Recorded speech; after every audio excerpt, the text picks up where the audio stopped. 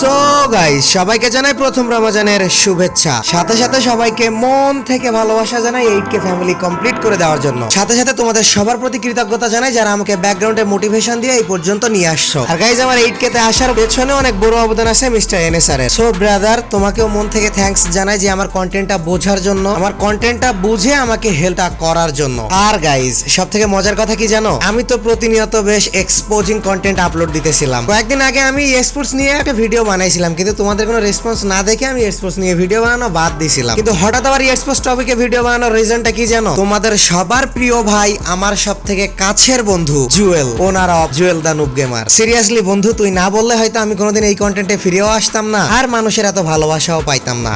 So অনেক হয়েছে good news, এবার চলো ভিডিওর মেন টপিকসে ফেরা যাক।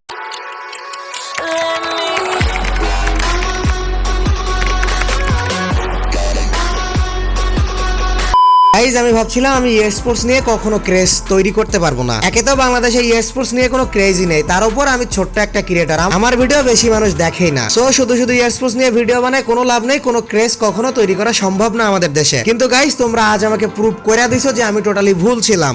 স্পোর্টস এর প্রতি তোমাদের আকর্ষণ দেখে সত্যি আমি মুগ্ধ। গাইজ, আমি চাই এভাবেই সবাইকে স্পোর্টস এর দিকে ফিরায় আনতে। কারণ গাইজ, আমি আমার প্রত্যেকটা ভিডিওতে বলি যে স্পোর্টস যে কত বড় একটা প্ল্যাটফর্ম, এটা তোমরা ইমাজিন করতে পারো না। গাইজ, রিসেন্ট বছর Garena world's number one sports mobile game হিসেবে স্বীকৃতি পাইছে। দেখো গাইস, কতটা সৌভাগ্য আমাদের, আমরা সেই গেমটাই খেলি যেটা মোবাইল স্পোর্টস গেম হিসেবে ওয়ার্ল্ডের নাম্বার ওয়ান। তাহলে বুঝতে পারতেছো যে গেরিনা ফ্রি ফায়ার আমাদের জন্য কত বড় একটা প্ল্যাটফর্ম। আর এই প্ল্যাটফর্মে একটুখানি ভালো করতে পারলেই পুরো পৃথিবী তোমাকে চিনবে। অন্য গেমে কি হয়, অন্য গেমে অনেক ট্যালেন্টেড প্লেয়ার আছে, কিন্তু তাদের ওই গেমটা ওয়ার্ল্ড ওয়াইড সেভাবে ছড়ায় না। কিন্তু দেখো আমাদের বিষয়টা চিন্তা করে, আমরা যে গেমটা খেলি সেটা ওয়ার্ল্ড ওয়াইড নাম্বার ওয়ান। তাহলে এমন একটা সুযোগ থাকা সত্ত্বেও আমরা কেন সেটা গ্র্যাব করবো না? আর একবার যদি বাংলাদেশে স্পোর্টস এর ক্রেজটা তৈরি করা যায় না গাইজ, আমাদের দেশকে ওয়ার্ল্ড ওয়াইড একটা অন্য রকম ভাবে চিনবে, অন্য রকম ভাবে সম্মান দিবে। তোমার নিজের ক্যারিয়ার সেট হয়ে যাবে, গভর্নমেন্ট জব পাবা। বিষয়টা শুনতে অনেকটা আজব লাগতেছে, তাই না? যে কি কয় স্কেচ ভাই, গভর্নমেন্ট জব পাবো গেম খেলে? ইয়েস গাইজ,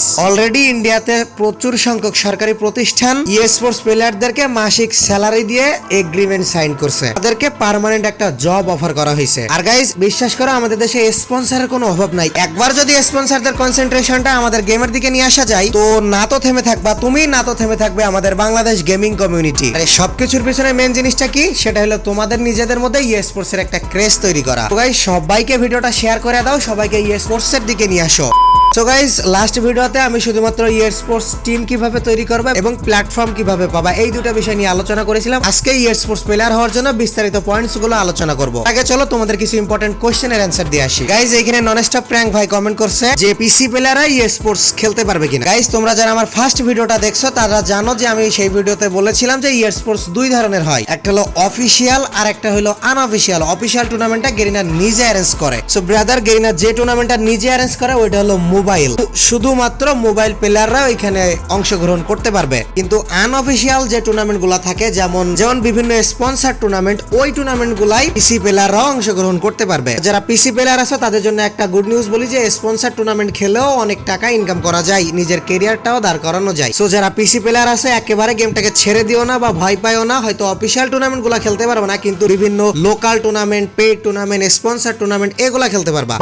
আর নেক্সট কোশ্চেন যে স্পোর্টস খেলার জন্য টাকা লাগবে কিনা। ব্রাদার, অফিশিয়াল টুর্নামেন্টে কোনো টাকার প্রয়োজন হয় না, সেখানে আপনি জাস্ট আপনার গেম থেকে যে লগইন করে রেজিস্ট্রেশন করতে পারবেন। স্পন্সর টুর্নামেন্টও টাকার প্রয়োজন হয় না, শুধুমাত্র টাকার প্রয়োজন হয় কোথায়, লোকাল পেইড টুর্নামেন্ট গুলাই। আর সেজন্যই আমরা আপনাদেরকে প্রোভাইড করবো একটা ফ্রি স্পোর্টস খেলার মতো প্ল্যাটফর্ম। সো স্পোর্টস খেলার জন্য টাকাটা কোনো ফ্যাক্টই না। আপনার যদি স্পোর্টস খেলার ইচ্ছা থাকে তো আজই জয়েন করে ফেলুন, টাকাটা আপনার পথে কোনো বাধা হয়ে দাঁড়াবে না।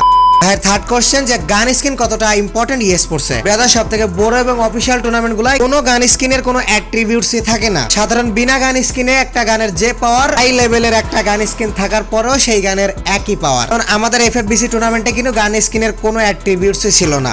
আরো গাইস, তোমরা অনেকে একটা কোশ্চেন করছো যে স্পোর্টস এর জন্য এজ কতটা ম্যাটার করে। গাইস, অফিশিয়াল টুর্নামেন্ট ছাড়া অন্য কোনো টুর্নামেন্টে এজের কোনো ক্রাইটেরিয়া থাকে না। অফিশিয়াল টুর্নামেন্ট গুলাই থাকে সেটা হলো 16+, অর্থাৎ তোমার বয়স 16 বছরের ঊর্ধ্বে থাকতে হবে। সো যারা 16 বছরের নিচে আছো তারা আপাতত লোকাল টুর্নামেন্ট গুলা খেলে প্রচুর পরিমাণ এক্সপিরিয়েন্স গ্যাদার করো। 16 বছরের বেশি বয়স হলে অফিশিয়াল টুর্নামেন্টে জয়েন করতে পারবা। সো গাইস, স্পোর্টস রিলেটেড কোনো কোশ্চেন থাকলে এখনই কমেন্ট বক্সে চলে যাও এবং তোমার কোশ্চেন করে ফেলো। আমি তোমাদের সবার কমেন্টই পড়ি এবং অবশ্যই তোমাদের কোশ্চেন অ্যান্সার দেওয়ার চেষ্টা করব।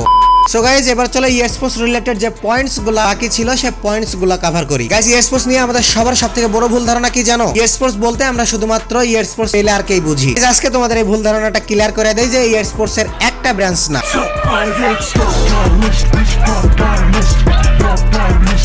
স্পোর্টসে যদি তুমি তোমার ক্যারিয়ার বিল্ড আপ করতে চাও তো স্পোর্টস এর অনেকগুলা ব্রাঞ্চ আছে, like sports journalism, content creator, play tester, tournament hoster, caster, etc. এছাড়াও আরো অনেক ব্রাঞ্চ আছে। তুমি যদি স্পোর্টসে নিজের ক্যারিয়ার বিল্ড আপ করতে চাও তো তোমাকে শুধুমাত্র যে প্লেয়ারই হইতে হবে এমন না। আর গাইজ এই ব্রাঞ্চগুলো যদি এখন আমি একটা একটা করে তোমাদেরকে বুঝাইতে যাই তো অনেক সময় দরকার। তোমরা যদি চাও তাহলে স্পোর্টস এর ব্রাঞ্চের উপরে আমি তোমাদেরকে একটা ডেডিকেটেড ভিডিও বানাই দিব ইনশাআল্লাহ। স্পোর্টস রিলেটেড প্রত্যেকটা ব্রাঞ্চেই তুমি তোমার ক্যারিয়ার বিল্ড আপ করতে পারো।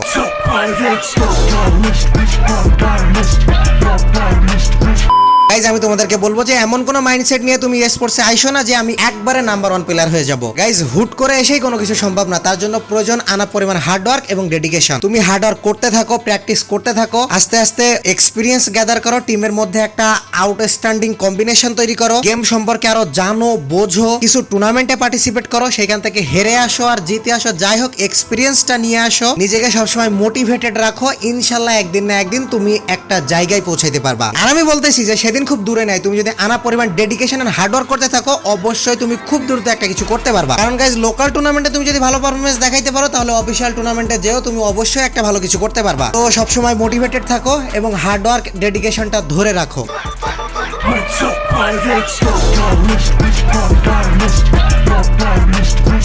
গাইস তুমি যদি নিজেকে একজন স্পোর্টস প্লেয়ার হিসেবে দেখতে চাও তাহলে তোমার জন্য সবথেকে ইম্পর্টেন্ট জিনিস হলো আজকে থেকেই তোমাকে আনলিমিটেড কাস্টম ছেড়ে দিতে হবে। বিষয়টা এমন না যে তুমি কখনোই আর আনলিমিটেড কাস্টম খেলবে না, কিন্তু আমরা যে সারাটা দিন আনলিমিটেড কাস্টমে প্র্যাকটিস করি এইটা ছেড়ে দিতে হবে। বেশিরভাগ সময় তোমাকে স্ট্র্যাটেজিক গেম প্লে করতে পারো এমন প্ল্যাটফর্মে দিতে হবে, নিজের স্কোয়াডের সাথে গেম প্লে করতে হবে এবং ন্যাচারাল খেলা প্র্যাকটিস করতে হবে। বিষয়টা এমন না যে তুমি আর জীবনেও কখনো আনলিমিটেড কাস্টমে যাবে না, তুমি খেলো কিন্তু পার্ট টাইমে। আমরা বেশিরভাগ কি করি, আমরা সব সময় কাস্টমে ব্যস্ত থাকি, সব সময় কাস্টম খেলতে থাকি। গাইস তোমাদেরকে একটা বিষয় ক্লিয়ার করে দিই যে এমন আনলিমিটেড কাস্টম কখনো গেরিনা একটা টুর্নামেন্ট আয়োজন করবে না। যদি কখনো ক্লাস স্কোয়াডের টুর্নামেন্ট আসে তা সেটা হবে ন্যাচারাল গেম প্লে, যেখানে তুমি গ্রেনেড ইউজ করতে পারবা, 3টা করে গুলু কিনতে পারবা, একদম ন্যাচারাল যেমন আমরা ক্লাস স্কোয়াড র্যাঙ্ক খেলি ওই রকমই থাকবে টুর্নামেন্টেও। সো আনলিমিটেড কাস্টমটা একটু কম করে দিই এবং স্ট্র্যাটেজিক গেম প্লের দিকে ফোকাস করি বেশি।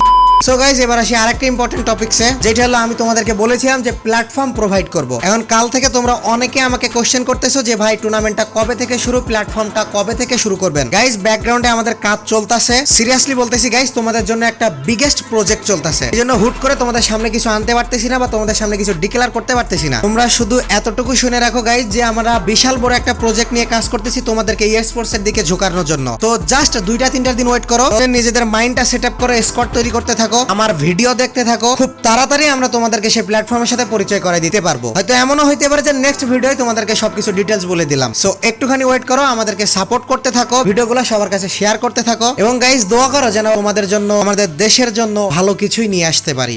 দেখা হবে নিউ কোনো টপিকসে নেক্সট ভিডিওতে। Till then take care, good by.